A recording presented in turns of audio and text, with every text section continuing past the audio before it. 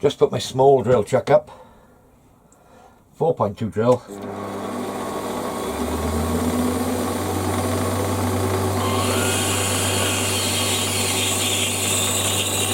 And I want to drill it 40mm deep.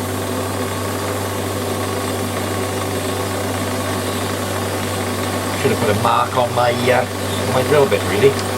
In fact, let's just pull him out again.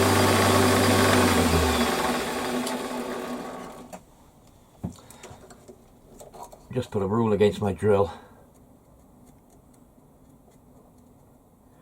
If I go in the full depth of the flutes, I'll be 45mm. Happy days.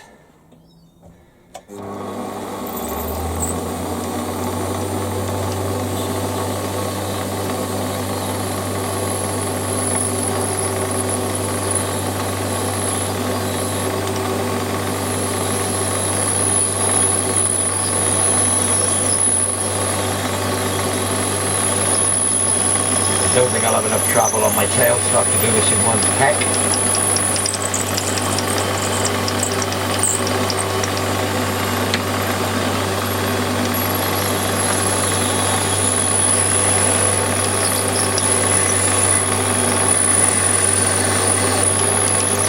Yeah, 45mm deep I'll go.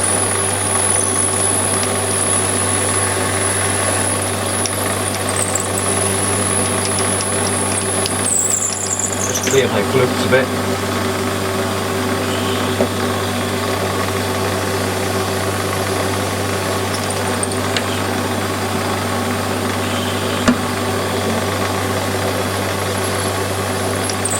And that's 45 deep. So I suppose my next step would be to put my taper on the end. And I'm going to go 60 degrees for that.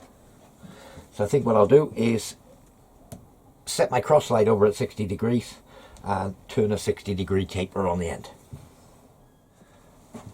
So I set my compound slide at 30 degrees to the axis. When I said 60 degrees taper on the end, I meant an included angle of 60 degrees. So 30 degrees, the point will be 60 degrees included angle. So I'm going to turn the taper on here, and I want to leave myself with maybe a mil of wall thickness on the end to the hole. So I'll just come somewhere near.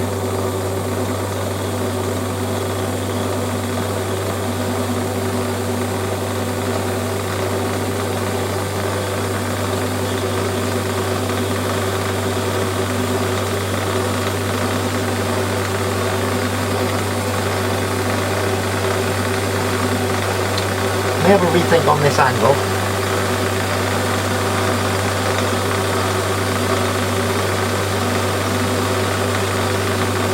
Just turning it on with the compound into the thread there. Looks okay. What was on the original on this screwdriver of mine? A much greater taper. Much greater. Okay. Not a problem. I think what I will do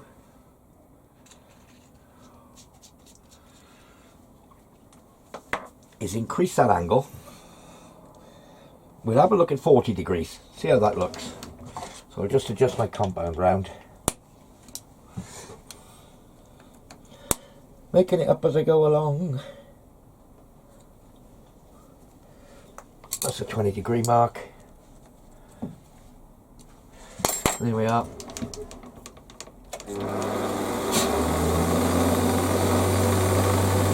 Just come into touch again.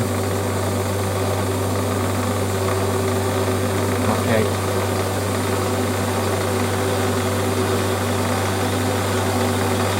So that should be 40 degrees there now. That looks much more like it. I'm just going to put a tiny cut on, bring it back across there. Yep, that's 40 degrees.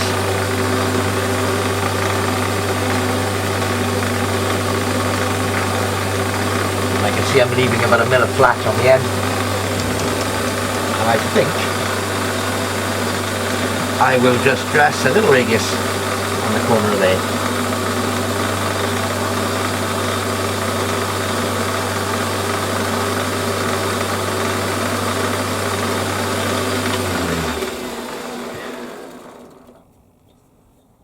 Looking good. Let's try some needle files at the end. Oh, that's one of the smaller ones. Where's the larger one? That's a 4.2. There it is. Happy days. I like that.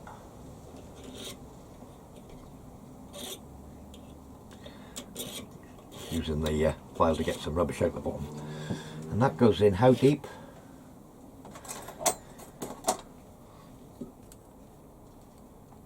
About 44 mil. Right, that's a start. So we need to make a nut to go on there, and we'll profile the back edge to make it nice in the hand, as it were. We can do that, and we'll hold it on this 10 mil diameter to do it. So I think the next thing we'll do is spin it round and have a play with the other end. I can already see, and that gives me 22 mil there. Yeah. We'll see. Pull her out. I think we'll clamp it there, and I'll just bring it out maybe 2 mil, something like that. And hold it on there. Now, my first thought is to give that a scratch over the top and put a knurl on it somewhere, just a knurl on the surface. And then we'll dress everything else in from the knurl afterwards. So I think a scratch over the top first. So we'll do that. Can I get that far forward? Yes.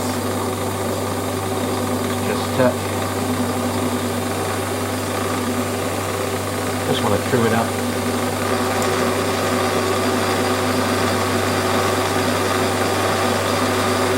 I don't want another cut, not quite running through. I think I'm going to dive in there a bit.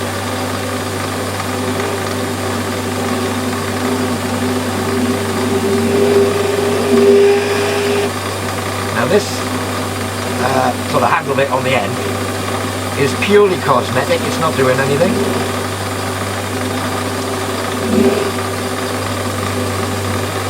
I'm digging in here. With that angle, whatever that might be, I don't know, but it looks alright. Until I get down to 10 mil diameter.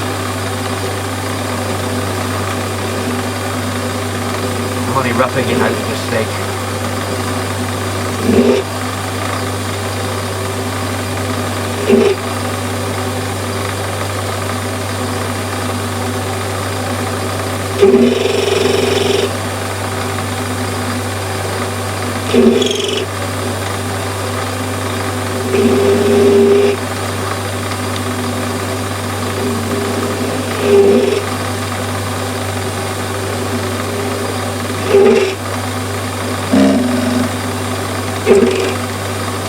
Okay. Right, let's skim that top.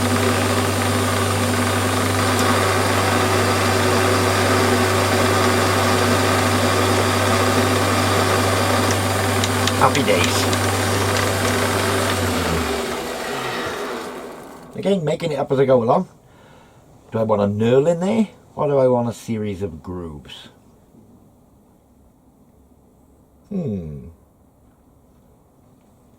I think we'll have a knurl on it. Why not, for a change? Yeah, I know. The knurling tool is way too big for this lathe. But it's the only one I got. And buying a knurling tool is low on my list of priorities at the moment. I suppose I could take these wheels out of this one and utilise them and make a knurling tool. I think the scissors type, one that clamps top and bottom, is better for these small lathes. But it takes away the need to pressurise the cut in against the workpiece.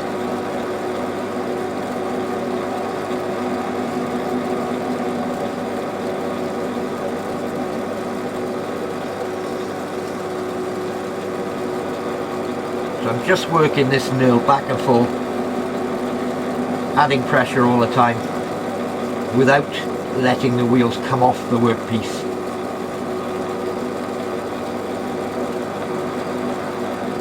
I've got a bit of WD-40 on there. I'm running about 330 RPM.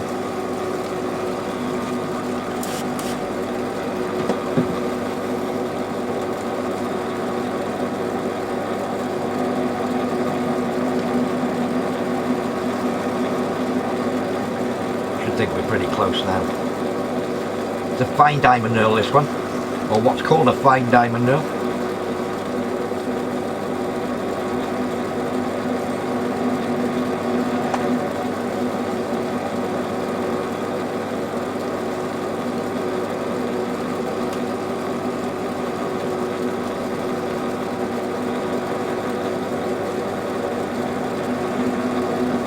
This sort of tool on a small lathe like this, not ideal. Let's have a look at that. I think we'll stick with that.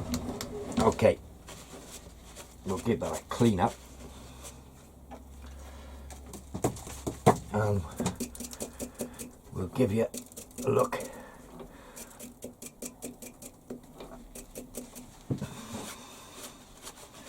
You need to give it a squirt with something. What we got? Bit of brake and clutch cleaner. Don't want to get that on my bed.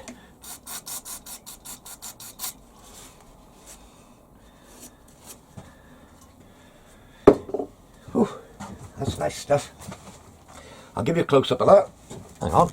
I think I can just about focus at that level. But as you can see, we got a little knurl on there. So I think what I'm going to do is polish up that angle I put on the front, dress a radius. I think I'll take a little skim with a 45-degree tool into that knurl to make the knurl raised, and we'll put a great big chamfer on the top, maybe a radius into the knurl to leave myself with about a 6mm wide knurl. So I've got this back edge of the tool set at 45 degrees to the workpiece. And I'm just going to skim that plane diameter down, and you'll hear it vibrate as it touches the knurl. There, give myself a 0. And I'm going to reduce that diameter down to leave a 45-degree chamfered edge on the raised knurl. A bit more.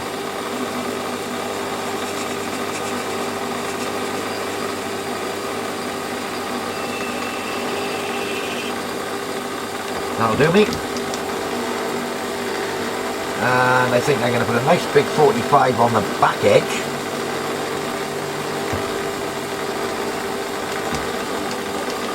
I'll do a series of cuts for that. I can't quite get in there. We'll have a little rethink on that one.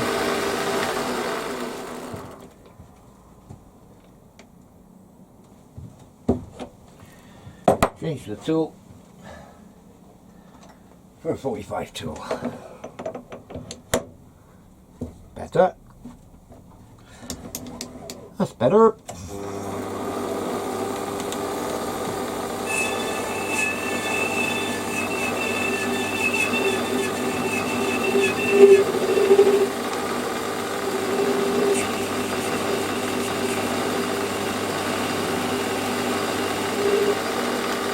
Go about there.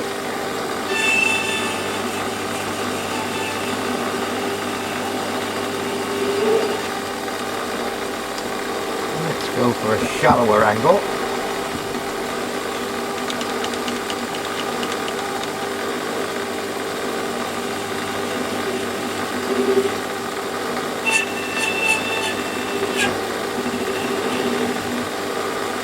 Just stepping the tool back and forth here. Because I don't want to take the full width of that tool in one cut.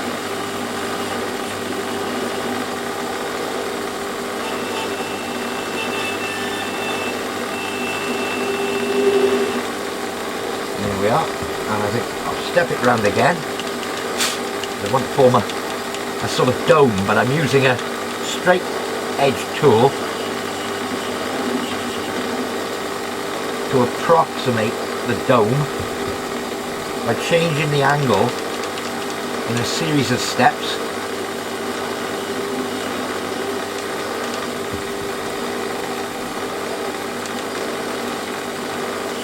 To give me a little dome. And as you can see, I've got an approximation of a dome edge there. I'm going to come back square, give myself a little plane diameter on the knurl. There.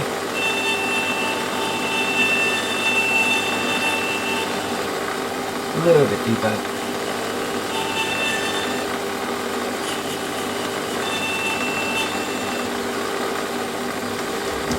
Okay. And I think now we'll hit it with the file. Where are you?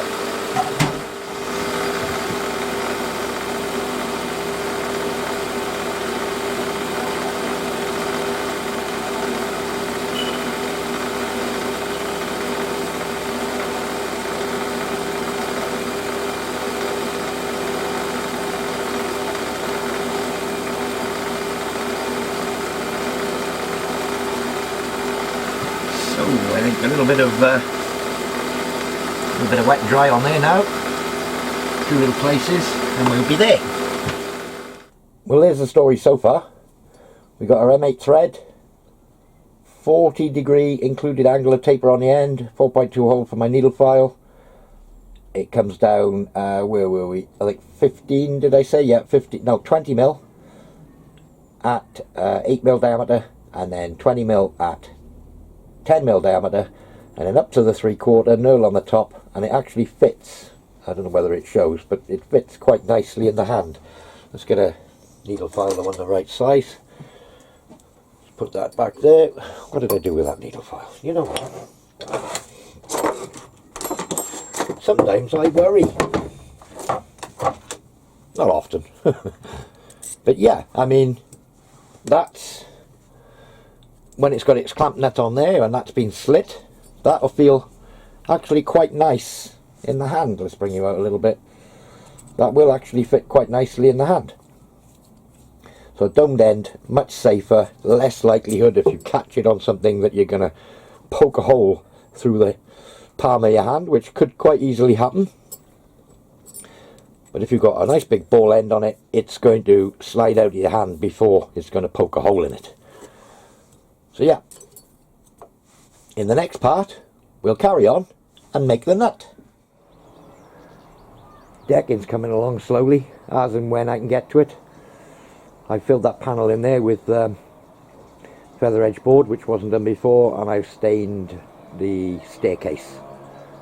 Nothing much more to report out here. Oh, and when the weather permits, I've been sanding that wall and just filling the cracks in, ready for painting. But we'll get round to it when the weather's a bit nicer. Just thought I'd share this shot of a full moon tonight, guys. It's not often we have a clear sky. Actually, there's a cloud going over the front of it. Bear with me a second. That should be a bit clearer now. Yeah, you just gotta love the solar system. I love looking up at the night sky. I think the way the planets move, everything moves around, it's all engineered. And I love engineering in all its forms, whether it be the solar system down to, you know, a metric bolt or what have you. But yeah, it's pretty awesome, isn't it?